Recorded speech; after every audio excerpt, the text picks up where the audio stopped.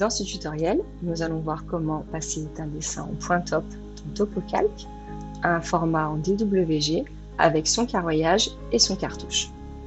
Les dernières étapes seront réalisées dans AutoCAD, mais elles peuvent être également réalisées sous NanoCAD, qui est un logiciel gratuit.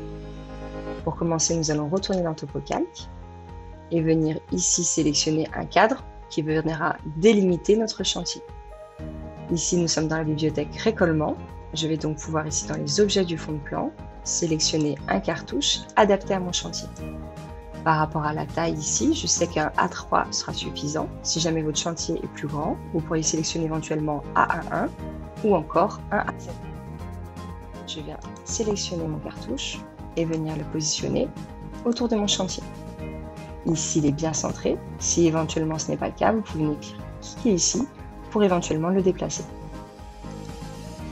Maintenant, je vois que l'ensemble de mes objets ne sont pas orientés dans le sens de mon cadre. Donc, je vais venir décomposer le cadre,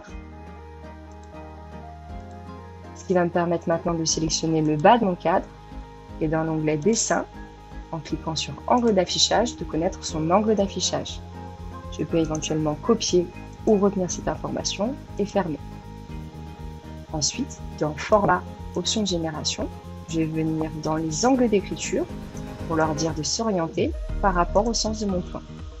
J'y ajoute 100 grades pour que ce soit conforme et je valide. Mon lampadaire et mes étiquettes sont désormais bien orientés. Je peux donc appliquer mon carroyage. Dans Outils, Carroyage. Ici, vous pouvez modifier certains éléments tels que le pas du carroyage ou encore les largeurs des croix.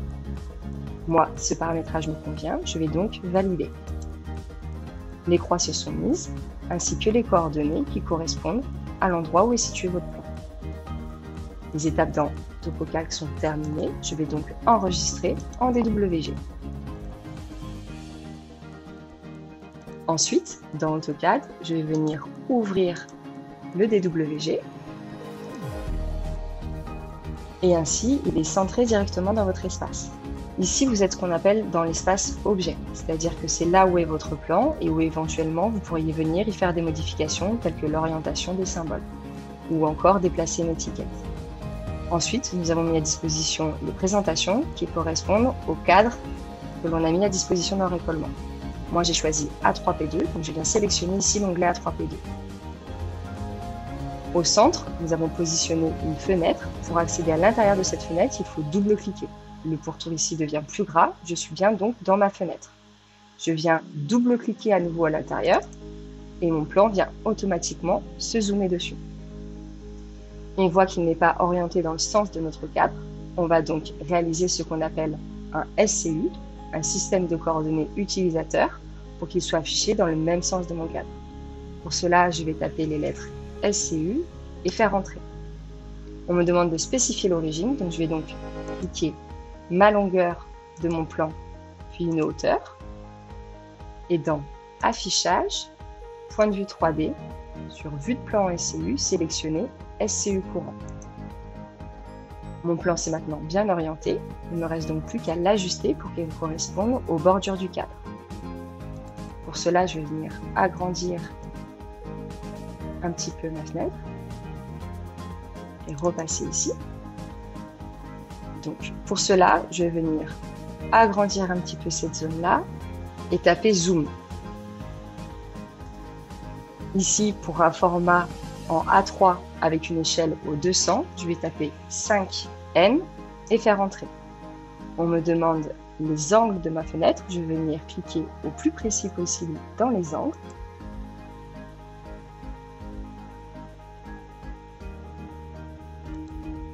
Et ainsi, automatiquement, mon plan s'est bien mis en place. Je fais bien attention de ne pas recliquer et je viens double-cliquer à l'extérieur pour que ce soit figé ainsi.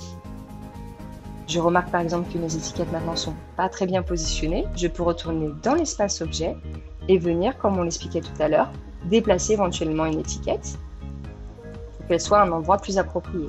Si je retourne dans ma présentation, tout sera bien évidemment pris en compte.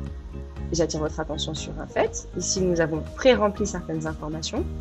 C'est à vous effectivement de venir les compléter et vous pouvez même réaliser un cartouche qui vous correspond au mieux en mettant ici le nom de votre entreprise ou éventuellement en modifiant certaines cases qui ne vous correspondraient pas.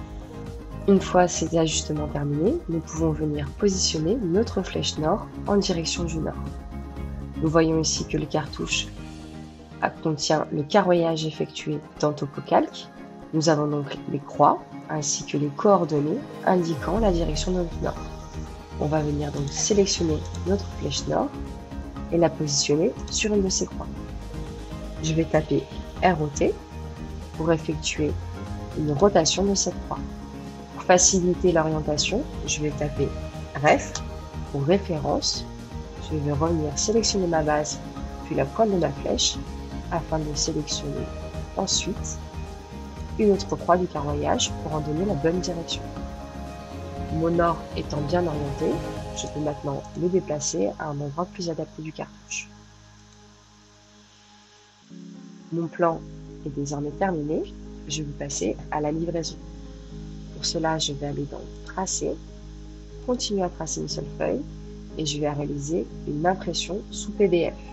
Vous pouvez également réaliser une impression papier si vous disposez d'une imprimante correspondant au format sélectionné. Nous allons ensuite vérifier les différents paramètres. Il faut que notre format papier soit bien, pour le cas ici, en A3. Si vous réalisez une impression en A1, il faudra venir dans le menu déroulant pour sélectionner le bon format.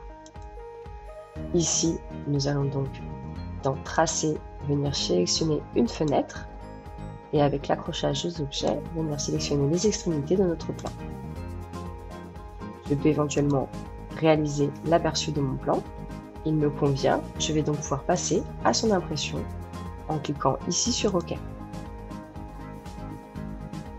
Votre plan est maintenant imprimé et prêt à être livré. Nous avons terminé ce tutoriel.